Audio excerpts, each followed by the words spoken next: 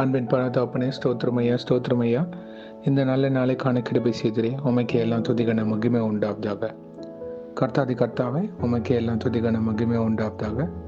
ராஜாதி ராஜாவே, ஏசு ராஜாவே, உமக்கு எல்லாம் துதிகன மகிமை உண்டாவதாக. அப்பா, அந்த வசனத்தை நாங்கள் ஜெபிக்கிறப்போ எங்கள் ஒவ்வொருத்தரையும் ஆளுகை சீமா தாழ்த்தி கேட்குறோம். மத்தேயு 4ஆம் அதிகாரம் 4ஆம் வசனம்.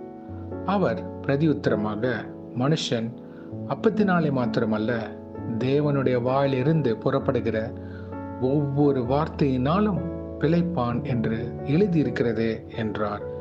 Matthew 4th chapter 4th verse.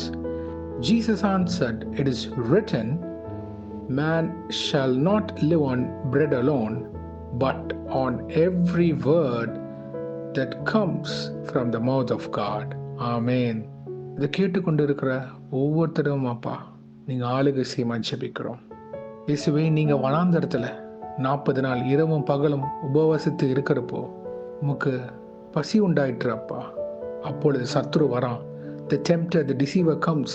இந்த கல்லை அப்பமா மாற்றுங்க அப்படின்னு சொல்கிறப்போ, தேவனை நீங்கள் சொல்கிறீங்க, மனுஷன் அப்பத்தினால இல்லை, தேவனோட வாயிலிருந்து புறப்படுகிற ஒவ்வொரு வார்த்தையினாலும் பிழைப்பான் என்று எழுதியிருக்கிறது என்று நீங்கள் தெளிவாக அவங்ககிட்ட சொல்கிறீங்கப்பா.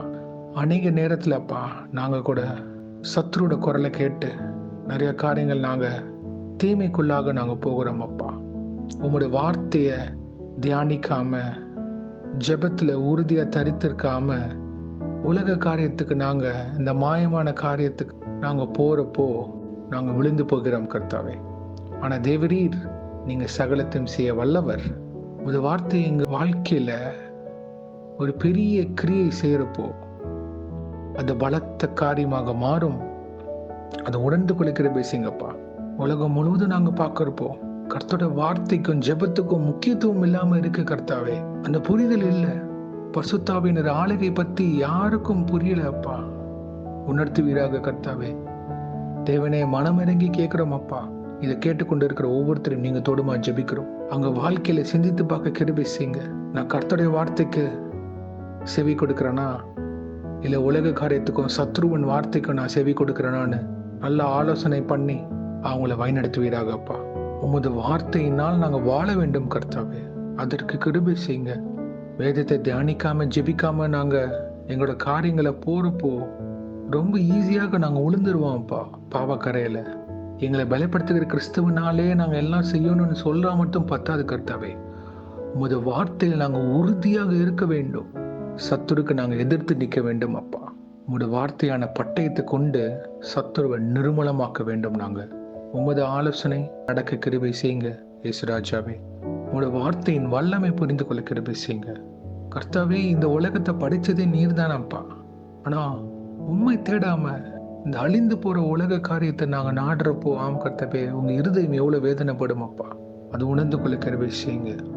கல்வாரி சிந்தின சிலுவை பார்க்க கிருபை செய்யுங்க. ஒவ்வொரு நாளும் உங்க ரட்சிப்பிற்காக நன்றி. இப்பொழுது யாராரப்பா இது கேட்டுக்கொண்டு இருக்கிறோம், யாராவது பிரதர், நான் இவ்வளவு நாள் சரியா வேதத்தை வாசிக்கல, ஜெபிக்கல, என் மனம் போன போக்கில் நான் போய் கொண்டிருந்தேன், கர்த்தர் என்ன ஏற்றுக்கொள்வாரா? Yes my brothers and sisters, இப்பொழுதே கர்த்தர்கிட்ட உங்க இருதயத்தை ஒப்படைங்க. இயேசுவே, என் இருதயத்துக்குள்ள வாங்க. இனி நான் இந்த தேவையில்லாத காரியத்துக்கு நான் இடம் கொடுக்க மாட்டேன், உமக்கு நான் இடம் கொடுக்குறேன் அப்பா அப்படின்னு ஒரு வார்த்தை சொல்லுங்க. இப்பொழுது அவர் உங்களை பலப்படுத்துவார், உங்களை வழிநடத்துவார், உங்களை ஆளுகை செய்வார். ஆமென். Thank you Jesus.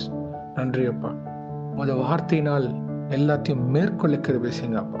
ஆமென். பார்த்தப்பனே, இன்றைக்கு யார் என்ன காரியங்களாக இருக்கிறார்களோ அவங்கள ஆளுகை செய்ய ஜெபிக்கிறோம். அவங்களை பாதுகாத்து பொறுப்பெடுத்துக் கொள்ளுங்க. தேவைகளை சந்திப்பீராக. உங்கள் காரம் முன்னும் பின்னமாக இருப்பதாக. தெய்வ தூதர்களை பாதுகாத்து வழிநடத்துங்க. அவங்க பிள்ளைகளை ஆசீர்வதிங்க. பிள்ளைகளை ஆசீர்வதித்து பொறுப்பெடுத்துக் கொள்ளுங்க அப்பா. அவங்களுக்கு என்னென்ன காரியங்கள் நீங்கள் வைத்திருக்கிறீரோ, வேலை ஸ்தலத்திலே ஊழிய காரியமோ, தொழில் காரியமோ, அவங்களோட பர்சனலான காரியங்கள் எதுவாக இருந்தாலும் கர்த்தாவே, அதை நேர்த்தியாக செய்து முடிச்சு தருமாறு கெஞ்சி கேட்குறோம் அப்பா.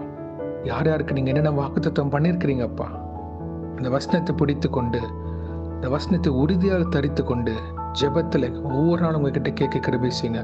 அப்பொழுது நீங்கள் உங்கள் வார்த்தையின்படியே நீங்கள் அவங்களுக்கு வாக்குத்தத்தம் பண்ண எல்லா காரியத்தையும் நீங்கள் செய்து முடிச்சு கொடுக்க போவதுக்காக ஸ்தோத்திரம். இயேசுவின் நாமத்தில் எங்கள் தலைகளை தாழ்த்தி ஜெபிக்கிறோம் பிதாவே. ஆமென், ஆமென், ஆமென்.